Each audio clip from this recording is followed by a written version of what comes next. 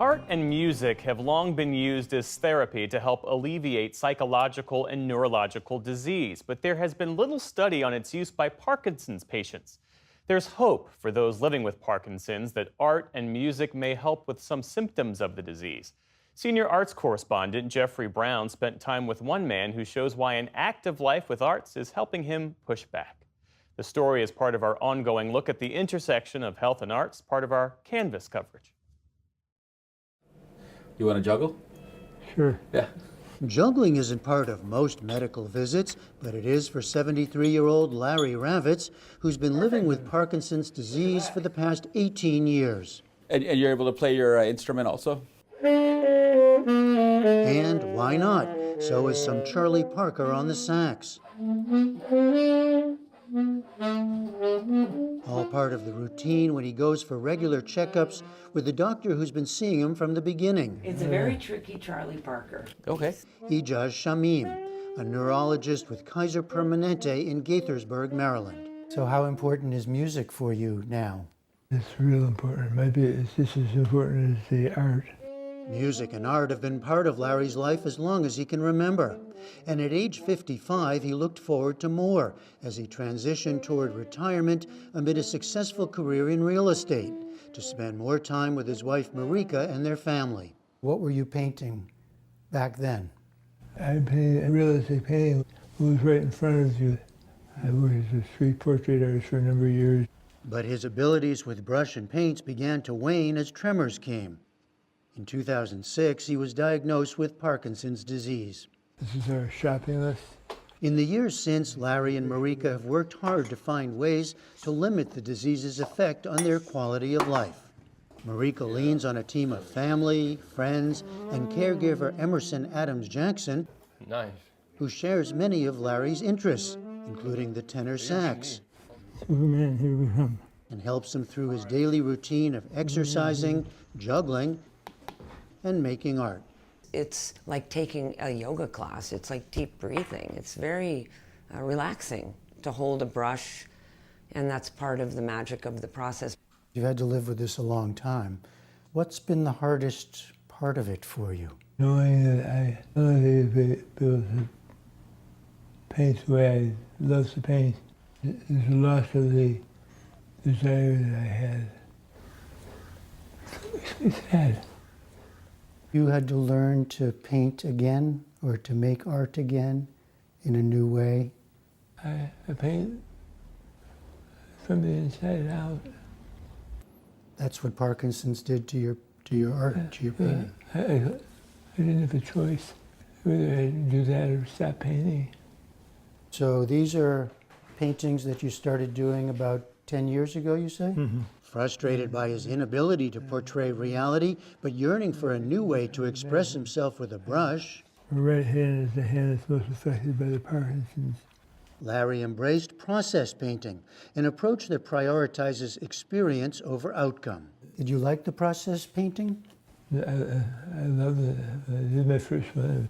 I was really in tears. I never painted. I never cried about my real estate painting. I remember I had one dream about a yellow bird that came out of the ground. And I thought, how do I paint a yellow bird? What do they look like? Mm-hmm. I just painted it. I made it up. I made it up, yeah. So what a liberating experience. I hadn't done that. Did you see painting become something different for Larry once he was dealing with Parkinson's? It's a therapy now. It's a good night when Larry's literally got a brush in hand and is painting something. More recently, Larry has switched to working on a tablet. It's new for me.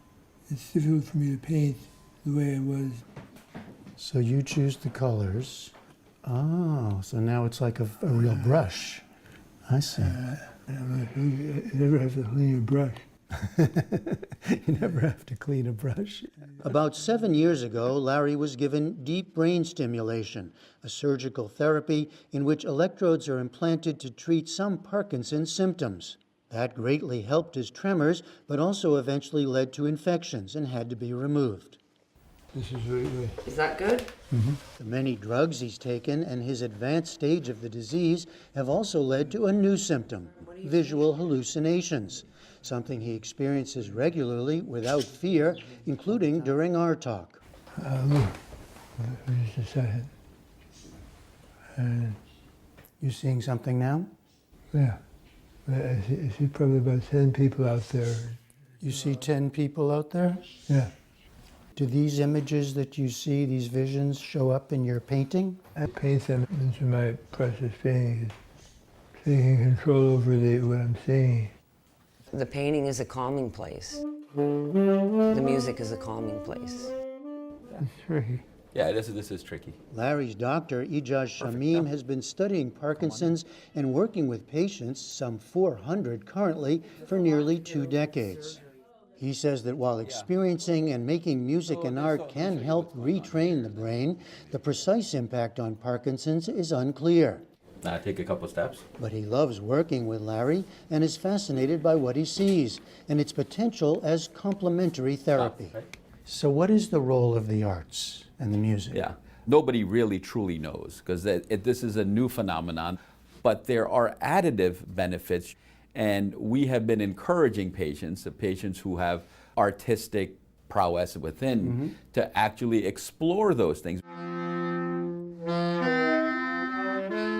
If you do activities which help your mind, kind of connect different parts of the brain, you stimulate those different parts of the brain, then your Parkinson's symptoms actually get better, especially while you're performing those activities.